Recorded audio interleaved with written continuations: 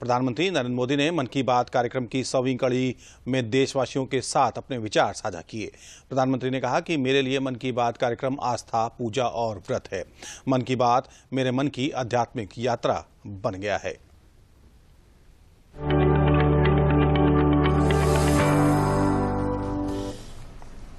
प्रसारण की दुनिया में 30 अप्रैल 2023 एक ऐतिहासिक दिन है। आज प्रधानमंत्री के मन की बात का 100वां अंक प्रसारित हुआ।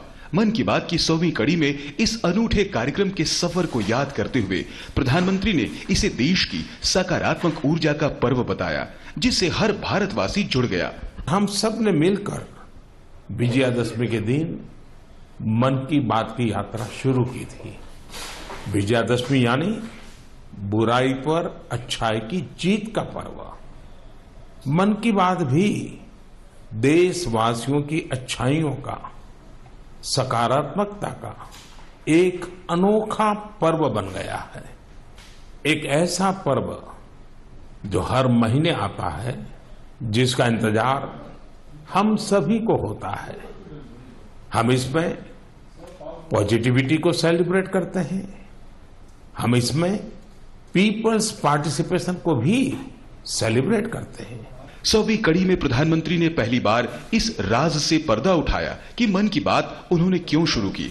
उन्होंने कहा कि 2014 में प्रधानमंत्री पद संभालने के बाद जब गुजरात से वे दिल्ली आए, इस पद से जुड़ी जिम्मेदारियों और सुरक्षा प्रोटोकॉल के कारण वे आम लोगों से आसानी से नहीं मिल पाते थे और यह उन्हें बहुत खल रहा था।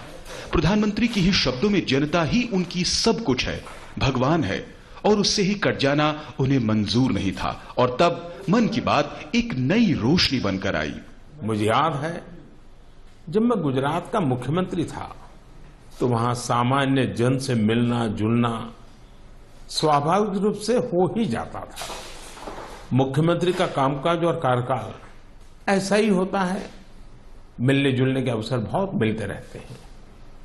लेकिन 2014 में दिल्ली आने के बाद मैंने पाया कि यहां का जीवन तो बहुत ही अलग है। काम का स्वरूप अलग, दायित्व अलग, स्थितियां परिस्थितियों के बंधन, सुरक्षा का तामझाम, समय की सीमा। शुरुआती दिनों में कुछ अलग महसूस करता था, खाली खाली सा महसूस करता था। 50 साल पहले मैंने अपना घर इसलिए नहीं छोड़ा था कि एक दिन अपने ही देश के लोगों से संपर्क ही मुश्किल हो जाएगा। जो देशवासी मेरा सब कुछ है, मैं उनसे ही कट करके जी नहीं सकता था। मन की बात ने मुझे इस चुनौती का समाधान दिया, सामान्य मानवी से जुड़ने का रास्ता दिया। प्रधानमंत्री ने कहा कि जैसे जैसे मन की बात का सफर आगे बढ़ता गया, वह एक जन आंदोलन बनता गया। फिर चाहे बेटी बचाओ बेटी पढ़ाओ का आह्वान हो, या सेल्फी विद डॉटर, स्वच्छता अभियान हो, या पर्यटन स्थलों को अपनाने की बात, या फिर खादी और स्वदेशी वस्तुओं के प्रति पुनर्जागरण, मन की बात से निकले आह्वान को जनता ने हाथों हाथ लिया। कई बार यकीन नहीं होता कि मन की बात को इतने महीने और इतने साल गुजर गए। हर एपिसोड अपने आप में खास रहा। हर बार नए उदाहरणों की नवीनता, हर बार देशवासियों की नई सफलताओं का विस्तार।